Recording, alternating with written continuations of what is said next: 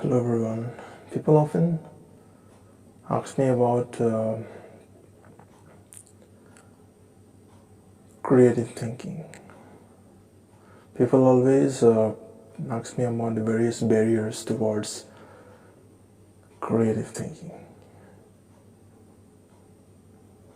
In case of creative thinking, barriers to creative thinking can be characterized by habitual, perceptual, motivational, emotional, and cultural process. The tendency is to be overpowered by habits, which can be detrimental to creative expressions as it becomes difficult to think in novel ways. Motivational and emotional barriers show that creativity is more than just a cognitive process. Lack of motivation, fear of failure, fear of rejection, poor self-concept, and negativism may all quite hamper creative thinking. We have also seen some cultural barriers are related to excessive adherence to tradition, expectations, conformity, pressures, and up to a certain extent stereotypes. It basically arises due to the fear of being different,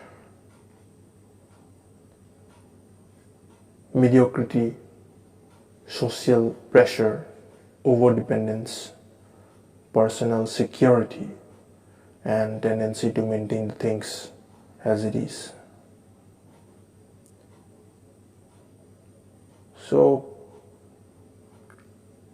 in order to overcome, there are various strategies to overcome the barriers of creative thinking. There are certain basic attitudes,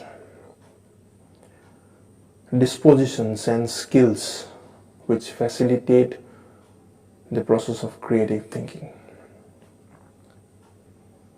Firstly, individuals should cultivate the habit of wider reading, exposure to a variety of informations, and should develop the art of asking questions. Pondering over the mysteries of situations and different objects will definitely help you around. Secondly, people should be deliberately looking for multiple angles of a particular task and situation to increase the flexibility in our thinking, which will be a great help to every one of us. We could use Osborne's brainstorming technique, which can be used in order to increase the flow, fluency, and flexibility of ideas to open-ended situations. This will definitely help in increasing the fluency of ideas and piling up alternatives. Brainstorming can also be practiced by playing brainstorming games with family members and friends, keeping its principles in mind.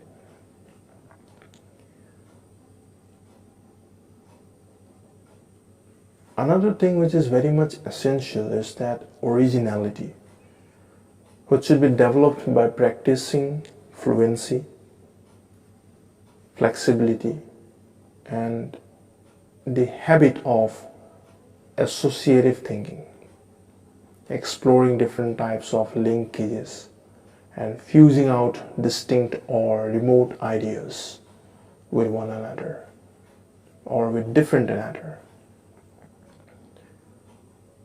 Indulging in activities which require use of imagination and original thinking rather than routine work according to the interests and hobbies will definitely help us.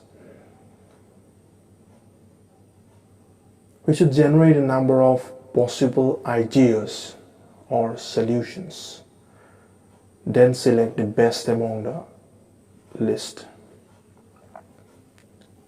Think of what solutions someone else may offer for the problems.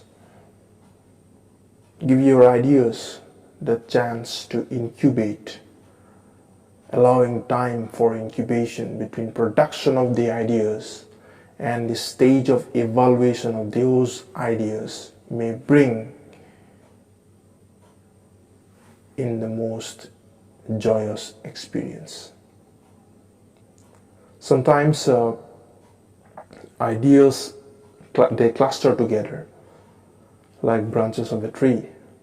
It is very much useful to diagram our thinking so that we can follow each possible branch to its completion. Resisting the temptation for immediate reward and success and coping up with the frustration and failure, encouraging the mode of self-evaluation, developing independent thinking in making our judgments around, visualizing causes and concepts and different consequences of thinking ahead, predicting different things that have never happened, like different examples of what could be happening in near future of a particular event, analyzing and visualizing it in a different manner. And rest,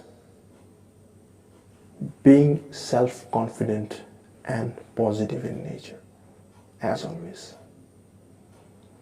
This will definitely improve to overcome the barriers towards creative thinking.